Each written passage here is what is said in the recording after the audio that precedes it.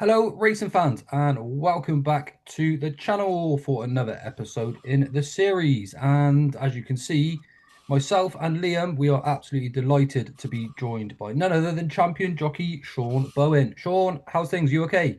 Yeah, all good. Thank you. Yourself? Yeah, very well, thank you. We've been looking forward to this one, Sean, because there's all sorts that we've been wanting to talk to you about forever. And I mean, we might as well just get straight on into it, Sean, and perhaps talk about last season. It was incredible, 180 winners, and I mean, I know you're always trying to break that, but you must have been delighted with that. Yeah, look, a lot of what I dreamed of, really. Obviously dream of being champion jockey when you grow up, and it was definitely a dream come true to be champion jockey. 180 winners was obviously a good number, and there was a few big successes along the way as well with sort of Bet365, Irish National, and different things. So, yeah, look, a season I dreamed of, and hoping it can keep going. Absolutely, it went well over in Ireland as well. I know Liam's been looking at a few numbers actually. It'll be interesting, Sean, whether you know yourself. Do you know how many rides you've had in the last 5 years in Ireland? Oh, 10 max, I'd say, is it? There we Bang go. on. Do you know how many winners you've had? Three. 30% strike rate. Yeah. What's it like riding over there compared to the UK? Is it much different in terms of the track, the atmosphere, obviously from a perspective actually riding the horses? And would you like to get a few more rides over there, given the fact that you're winning on every third horse? Yeah, look, I've obviously had successful trips to Ireland and really enjoyed riding over there. A lot of the time, the field sizes are a lot bigger. I feel like that they ride a bit rougher over in Ireland a little bit as well. But yeah, look, I've obviously had plenty of success, and I haven't been there much, but I'd love to be over there riding. And you obviously want to ride in the big races anywhere there are big races. So if that means going to Ireland for some bigger rides, I'd obviously love to do it more. do, you- do, No, you- do, you- definitely. do you prefer hurdles or riding over fences, Sean, or have you not really got like a preference there?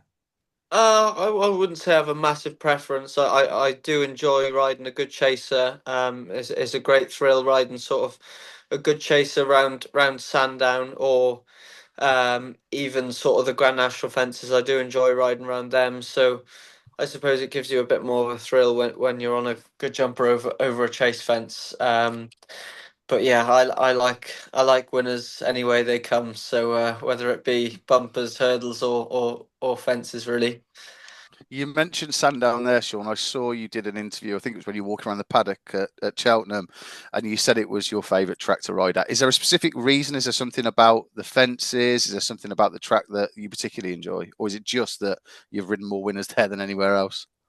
Yeah, I think first of all, anyone that says they like a track, it's always because they've had a certain amount of success at the track. Um, and I really enjoy going to Fosslas, mainly because it's close to home. So I get to go home and see the family, and luckily you get plenty of rides every time I go down there. And then Sandown would be a real favourite as well, mainly because of the chase course around there. Just there's so much jumping, and like I said, when you ride a good chase around Sandown, it's a real thrill.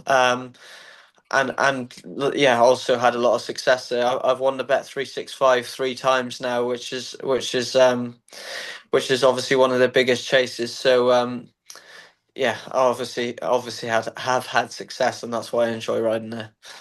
How did it feel that day, Sean? Because it was a massive finish to the season, but also in second, third, fourth, and fifth, you had the Willie Mullins brigade that you just weren't going to let pass. That must have gave you such a thrill. The fact that it was such a big race at the end of the season on such a big stage, you had all of the best behind you, and you weren't for catching. Yeah, I went into that race with so much confidence that the horse would nearly win. I don't know whether that was just because nearly everything I was riding at the time was winning, or Ollie's horses obviously have continued their great form into this season, but Hmm. were absolutely flying towards the end of last season, and um, he actually had a really good run at Cheltenham, but got lost a little bit in his first run in a handicap, and the cheek pieces really sharpened him up. And I was quite confident going into the day. Look, you obviously never know in them big races, but he's a really exciting horse, and I'm hoping he'll sort of end up my sort of Grand National ride this season because he's a proper stayer and a good jumper. Well, I know Walk in the Park won it last year, and Nick Rocket. I think Resplendent Grey is another. He's a Walk in the Park himself, He I is, believe, yeah, isn't he? So yeah. yeah, he might be the sort when come April time. You also had Haiti Couleurs, Sean. I mean, I'm sure when you got to Sunday, you thought, oh God, I can't really get much better. But you won the Bet 365, and then you won the Irish National on Haiti Couleurs. When I watch him as a spectator, bear in mind I've never sat on a horse at all. He just looks like an absolute joy to ride. He looks like because you're very much a jockey again from a perspective angle that tries to get everything you can out of the horse, and it's like you ask Haiti Couleur, and he just responds to every question you're throwing at him, really. Yeah, I won on him earlier in the season around Aintree and Novice Chase, and then Cheltenham in a handicap chase. Um, before before then, I obviously couldn't ride him at the Cheltenham Festival when he went and won, but oh yeah, he's one horse that you really enjoy riding just because he's so straightforward. He's such a good jumper. He stays very, very well. He obviously has plenty of class as well, which obviously helps. But yeah, he's just one of them that any jockey dreams of riding really because he's just you let him get on with it, and any questions you ask he'll answer really.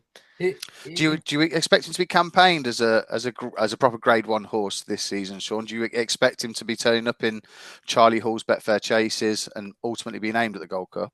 Yeah, I think Rebecca plans to start him off that way, and look, it'll tell us where we're at, and yeah, if he stays off a similar mark, he'll definitely end up a Grand National horse because he's obviously a strong stayer and a very good jumper. But it wouldn't surprise me if he could go sort of step up again. He was obviously only a novice last season, and he's up to 150, 54 or something now. So yeah, it's definitely something telling me that he could sort of go again. But then look, there's obviously there's a step up from where he is now, and then there's another step up to Gold Cup class. It's the elite sort of horse race, isn't it? So, but he has shown a real liking for Cheltenham, and yeah, I'm hoping that he'll end up my Gold Cup ride, and Resplendent Grey will sort of Because end up my Grand you National can't ride. ride both of them in the national. Exactly, exactly. it's interesting. I was just thinking when you were talking about Resplendent Grey and Haiti Couleur, because you actually rode Resplendent Grey, didn't you, in the National Hunt Chase when you finished fourth, third or fourth? Yeah, yeah, And then yeah. he's almost said thank you for sitting back by winning the next one. And then Haiti gave you a bit of a favour and said, "Come on, then we'll win this time in the Irish National." So, Yeah, look, I've had great success on both horses, and hopefully there's plenty more to come from both of them. how do you manage going? How do you manage your normal week? For example, today you had a day off, but I'm sure you've been sat on a horse somewhere. And then how do you mix it with Rebecca's horses, Ollie's horses? I mean, you're all over the place, aren't you? Most weeks. Yeah, look, my car actually did 70,000 miles last year in the Wow. season, so I'm obviously doing a mad amount of miles. I actually don't do as much riding out as a lot of jockeys just because I'd be so busy. Most days I'm going racing, I'd have five or six rides, Hmm. even set seven or eight sometimes. So um, obviously that's very time consuming in itself. But yeah, today off now. I had actually a day off yesterday and today, and I rode out. I went to Oaksey House, the gym. Before I rode out a couple of lots, and then this morning I went and met Ollie Murphy's team, and we galloped a few that hopefully will be running in a few weeks. So yeah, look, there's never really much downtime. So yeah, it's a job you've got to love because you've got to put your all into it. And when you said that I'm you don't sure. get a lot of downtime, when you do get the downtime, what does Sean Bowen get up to? Do you watch racing in your spare time as well, Sean? Do you watch the day-to-day stuff, or are you consumed with enough racing that you feel you need a bit of a getaway? No, I'm definitely consumed with enough of it. Yeah. The racing channel's obviously on at the races every day, so I see plenty of it. I do enjoy watching sort of the good flat racing. Okay, interesting. But I definitely wouldn't come home and watch sort of Chelmsford on a Friday night. That definitely doesn't sort of tickle my fancy really. But yeah, look, I obviously love racing, but the downtime doesn't come very often. I actually went on my honeymoon in August. We get two Oh, weeks brilliant. off in August. So it was honeymoon this year. But we tend to go away every August, get away for a couple of weeks, and that's about it. The thing That is, Sean, we've all seen you watching racing at home, obviously on the full gallop, and you didn't seem to particularly enjoy it, to be honest, watching Harry Skelton and Harry Cobden riding winners whilst you were laid up in bed.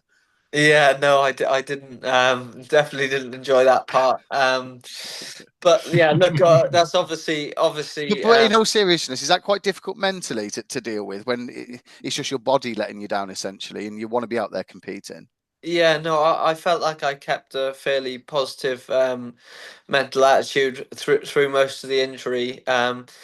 There was obviously down days. I think one of the most down days now was when sort of Noble Yates, who was my ride, oh, yeah. Harry Cobden got on him at Cheltenham and went and won while I was out injured. So that was a bit of a down day.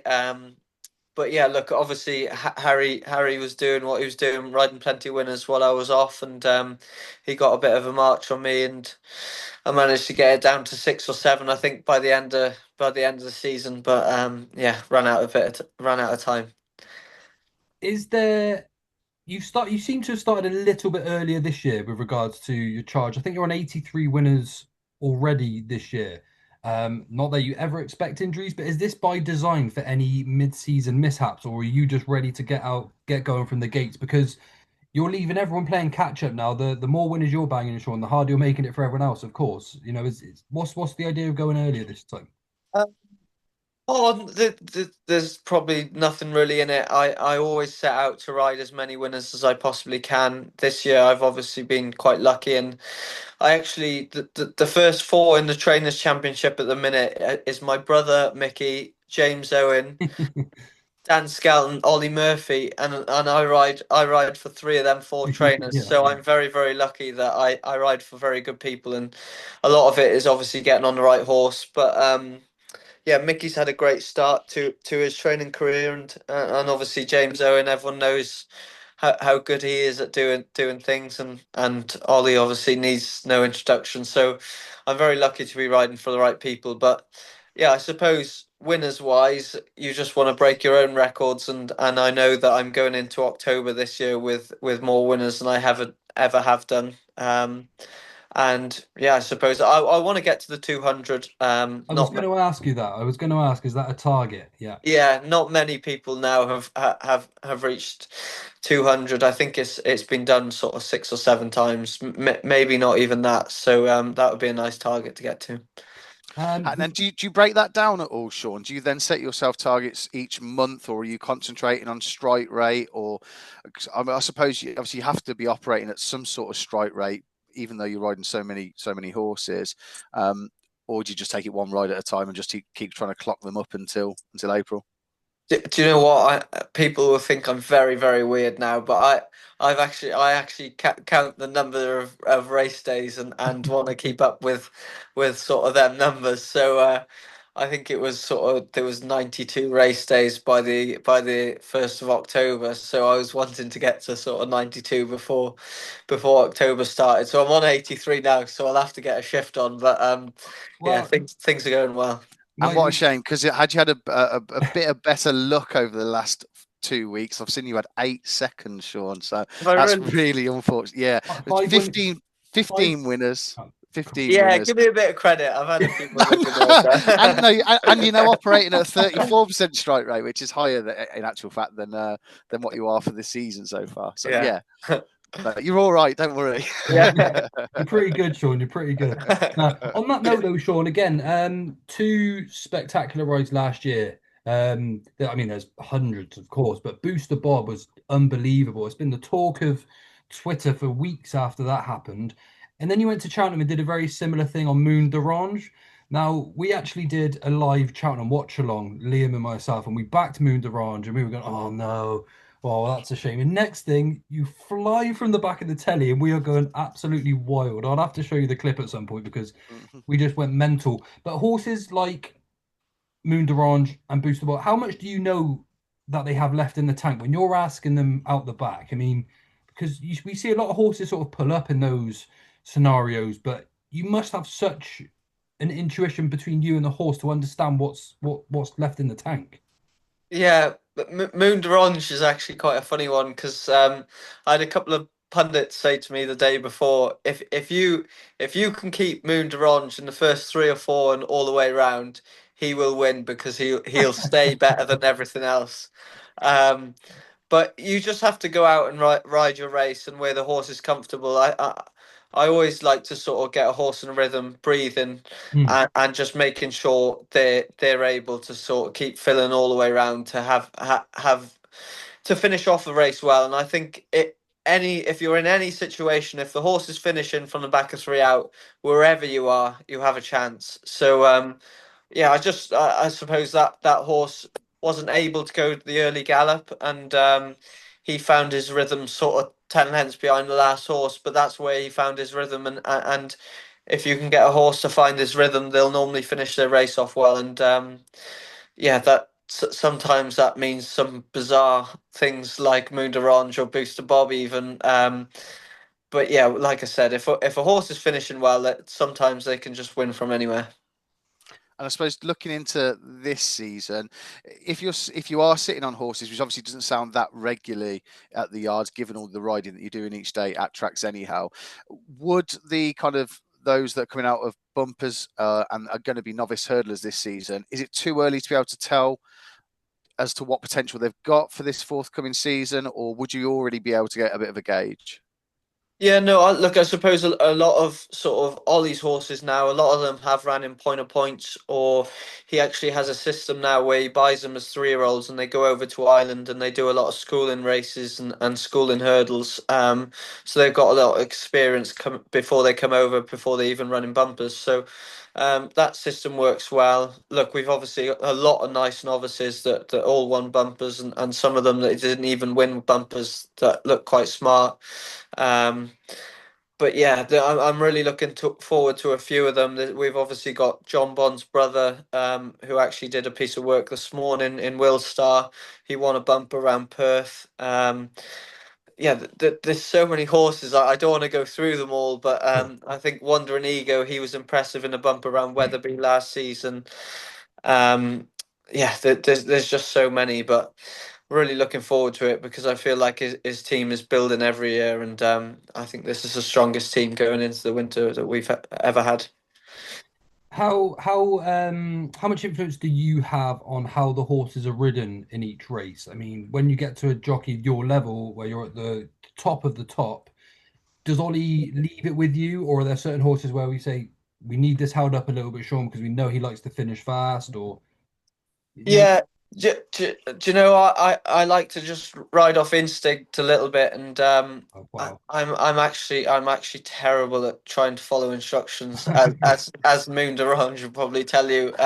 You don't want a little 5 runner tactical event then, Sean. You want a 20 runner hustle and bustle, big chase. No, I like to ride off instinct. When like I Okay. said, it could be a 5-runner race, a 25-runner race, but I just feel like you have to go out there and ride the horse on the day. You don't sort of think, oh, this horse has to be handy because they could go flat out, or next time they could go really slow. I think like there's so many examples of that. Oliver's Travels only the other day was a horse of Mickey, sorry, that won.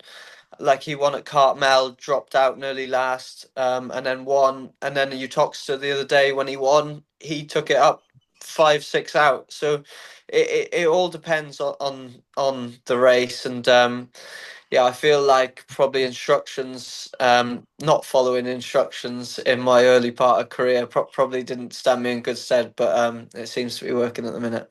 How did the relationship? We had Gordon Elliott on the channel last week. It was brilliant to talk to him. And obviously on that side of the water, he's got Jack Kennedy, Sam Ewing, Jordan Gainford. But then he comes over to England, and then he gets Sean Bowen as well. How did that relationship sort of come about between you two? Yeah, we were myself and James. James must have been 10 or 11, I'd say, and I was 14 probably. We went over to Gordon's.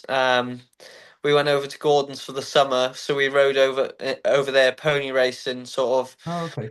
4 or 5 weekends, and Mum and Dad just dumped us off in Gordon's for the summer, and Gordon was brilliant to us. We were there for ages. We lived in the house, and yeah, he literally he took us to a few pony racing meetings that we rode at, and yeah, we learnt so much when we went over there as kids, and I suppose yeah, just when I started riding, then I rode the odd one in a conditional jockeys race and stuff, and then I suppose AP retired, Dickie Johnson retired, and I was lucky that I ended up picking up a few spares and a few winning spares, and yeah, I suppose that through him is the Ollie Murphy connection as well. Oh, of course, Ollie was yeah. obviously assistant at Gordon's, so um, yeah, I've been very lucky to ride a lot of winners for Gordon.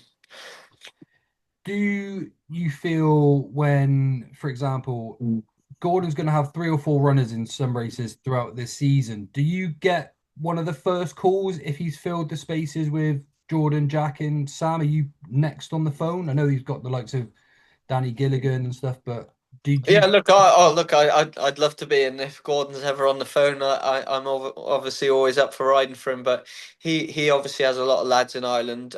Jack Kennedy obviously being number one, who's top class, and then he's got Sam Ewan, Danny Gilligan, Jordan Gainford. He's got so many lads there that um, I suppose he doesn't need to use me when they're all coming over to ride in Cheltenham. So.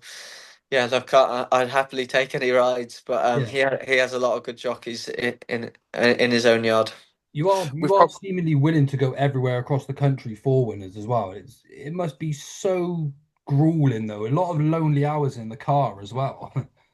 Yeah, oh look, it's a lot of hours in the car, but I'm very lucky that it's all I've ever dreamed of doing as a kid. I wanted to be champion jockey. I dreamed of being champion jockey, and I suppose that's a small part of it when you think how lucky I am to be riding winners every day. So, yeah, a lot of people tell me how many miles it is, but I count myself very lucky. I recall your brother actually suggesting, saying in an interview, the fact, and I think you're probably of a similar mindset, Sean, I'm assuming there, but you'd rather be champion jockey than win the Gold Cup. But if I were to offer you Haiti Couleurs Gold Cup winner, you on board, as well as them winning the Grand National on Resplendent Grey, or retain your title, which one are you having? The problem is, I'm the greediest. I'm the greediest man in the world, and The lot, I want all three. all of it. You want the lot. So I'm gonna say I'm gonna take the championship, Gold Cup, and the national this year if I can. Fair enough. Is that because you've got the title though already as champion jockey? No, look, nobody's ever won a champion jockey title off 83 winners, so I've got a lot of winners to ride between Fair, now and the end of the fair. season. But yeah, I've got a very exciting season ahead. It's some nice horses obviously in the yard at Ollie's. Like you said, we're not going to go through them all, Sean, because it will just take us forever. Genuinely, he's got some fantastic horses. I'd just like to touch on a few of them if you don't mind. Maybe the ones that aren't always spoken about. There's a really nice horse called Active Authority who was second in the Martin Pipe at Cheltenham. He looks like a horse that's going to potentially have a big handicap hurdle in him now off this mark. He's probably at the age where you wouldn't want to send him up novice chasing against horses rated a little bit higher, but he looks like there's probably going to be a big pot in him. And the fact that he's handled Cheltenham, do you see something down the line of that route with Active Authority? perhaps? Yeah, I think a real big field at Cheltenham really suited him. In a boys' race, there's a lot of hustle and bustle. He's actually quite a quirky horse, and I think so many horses around him, it sort of confused him a little bit, and he outran his odds. Yeah, he's a quirky horse, but a horse with plenty of ability. Lewis Saunders has actually rode him most of the time. Seems to get on really well with him, and hopefully the day he wins a big pot, I'll try and chop Lewis off. But I'd imagine Lewis, how well he's got on with him could be staying on him. Yeah. Another one that I know that Joe, was one for Joe to follow through the season, was really impressive in the early parts of his career, was Indavar Blue. Do you know how he is or any plans or intentions for him? I actually backed him for the Supreme following his bumper season, Yeah. I think it was. He really caught my eye, and as I say, he's on Joe's radar for this season. Yeah, yeah, how exciting was he after winning at Wetherby? We were all just as excited as you. And he had issues the season after. He never stayed 100% sound, and was difficult to train. He was a little bit better again last year. Now he filled out last year and did better for training. He obviously finished the season off well, winning well at Fosslas. Off a mark that we thought was extremely low for his ability, but yeah, he just needs to get back on track. I still think he's very well handicapped, and he could be a horse sort of for a mid-season, nice mid-season handicap, because I definitely think he retains the ability. It's just hoping he gets a smooth run, really. Strong Lead is one that you all seem to think a lot of. Sean, he has clearly got a big engine, bit of a flat track horse, ideally, is he? Yeah, he seems to like goodish ground on a flat track, and seems to be left-handed as well. Mm. So I'd imagine his season will be mapped around Weatherby will be an early target. I'd imagine Newbury. He obviously won at Newbury last season, and then his end of season target has always been Aintree because he seems to love Aintree. I was actually disappointed last year in that this year, the last entry, in that he ran so well, but they went so slow in the race, and Mm. he's a horse that actually prefers a really strong gallop, and coming off a strong gallop, dropped in. I had to ride him very handy just because we were going so slow this time round, and it didn't really suit him. Turned into a bit of a sprint, but he's a very good horse when he gets conditions to suit. Last one from me, Sean. Butch is a horse that I really took to when winning a novice hurdle at Cheltenham, coming up that's almost standside rail, and just found more and more and seemed to stay forever. I think he won well over fences last season, but hasn't been seen. Do you know if we're likely to see him back out this season and what his well-being's like? Yeah, he's back in training. He's doing well. But another horse that had a few training issues last season, and obviously weren't able to see the best of him last season. But obviously, as you say, his novice hurdle campaign was very good. He's a very, very hardy horse, tough horse. Really enjoys his jumping. His jumping in his novice chase was electric, and then after that didn't seem to get a clear run of things. But I think Ollie's just planning on doing things a little bit different with him this season, training wise, just so we can um, see him racing a little bit more, and hopefully things like that will work. But he he. He's obviously a little bit stuck in between now, as in he's not a novice, but Yeah. he's obviously won. He's won a novice chase, but he's still technically a novice, if that makes sense. Yeah, So yeah. so it's going to be difficult where he goes. Obviously, he'll have to go handicapping or graded company. Mm. So, yeah, he's a horse to look forward to, but might make things a little bit more difficult, as in he hasn't got much experience for a horse that isn't a novice now. That's what I was going to suggest. Is it more like you'd feel you're almost playing catch up to the more experienced horses then if you went down that route with him? That's effectively the issue. Yeah, I think he can run in a graduation chase, so I think that's a winner of one novice chase. So Okay. hopefully he'll get a little bit of experience doing that. But yeah, a little bit because we haven't really got the experience into that we would have liked. Uh, Finally, Sorry, yeah. my dog wants to come up Oh, and well, chat. welcome on, welcome on, welcome on. Sean, one more I just want to ask you about. A horse I really like is a horse called Wade Out. He looks like one that's just going to be much better when he goes over fences. I mean, does he give you a good feel? He looks like he does. Yeah, I actually worked beside him this morning. He Okay. went very nicely. We were actually debating whether we go chasing straight away or have another crack in a nice hurdle off his mark. We think he's still quite nicely handicapped off his mark, but look, it'd be nice to get experience into him. I do think he'll improve for a 3 mile and a fence. So yeah, he's definitely one that's sort of high on the list that we're looking forward to this season. What about ground for him? Any sort of preference? Because he looks like he'd love a bit of soft ground for fencing. Yeah, Don't we?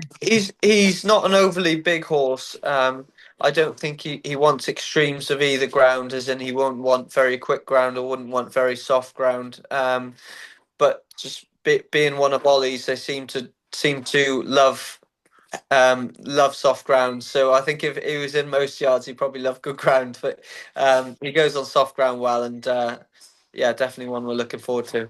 Perfect. Would there be one that's high on your priority for those that are viewing, Sean, that you say potentially just one to follow, whether you feel he's particularly well handicapped, one that's coming into a novice hurdle season, just one, I suppose, for those that like to have a couple of quid on to stick in their trackers? Yeah, Wandering Ego, I actually mentioned him earlier.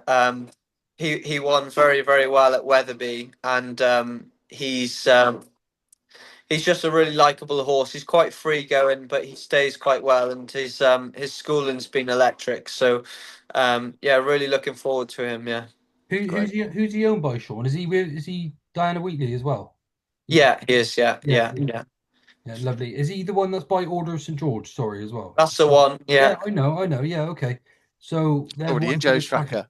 Yeah, yeah. Joe track. Yeah, big fan of the sire. So I have seen a Yeah, few of his he horses. seems to be doing very well. He's got plenty on the ground and plenty of them are winning. So hopefully he's a horse that we're looking forward to. We've actually another horse by Order of St. George, and it's really bugging me that I can't remember his name. Oh no. He's a Bective stud horse that won his bumper on his third start. Yes. Um, and Um, I don't know why I know his name because he's the one that I've been saying that I'm If you looking forward oh. to. So when you figure out at the end of the show what his name is, you could say Wandering Ego and And yeah, there cool. we go. Got you. Yeah. So no, I know exactly what you mean because they've had a few, haven't they, Bective stud like Castle Ivers and a few. yeah, Castle Ivers actually had a setback. Won his novice hurdle and had a bit of a setback. I think he'll be back at. It'll be probably springtime, but he's another horse that's quite nice. And Bective stud obviously by well. Wow. Well, Sean, it's been great having you on. I must admit, I really appreciate, your time you've done this completely free. It's been great talking to you as well. Thank you. Anything to add there? Anything to add, Liam? I think we covered everything that we sort of discussed Not for me. No, I just echo what Joe said. Yeah, thanks for your time, Sean. It's been yeah, really enjoyed it. and like I said, we usually ask Sean, what's the season target? But we know you want 200 winners, you want a Gold Cup, and you want a Grand National. So you're not asking too much. Yeah, not too much, no. No, but Sean, best of luck for the season. We really do appreciate it. Thank you very much for your time. No, thank you. Thank you. And everyone that's tuned in, we really do appreciate it. As you know, this is just one of many in the series. If you can click like and subscribe, it's free to do so. Just helps us out and gets the content out there to a wider audience. And again, thanks to everyone that's tuned in. Thanks to Sean, and thanks to my co-host Liam. Goodbye for now.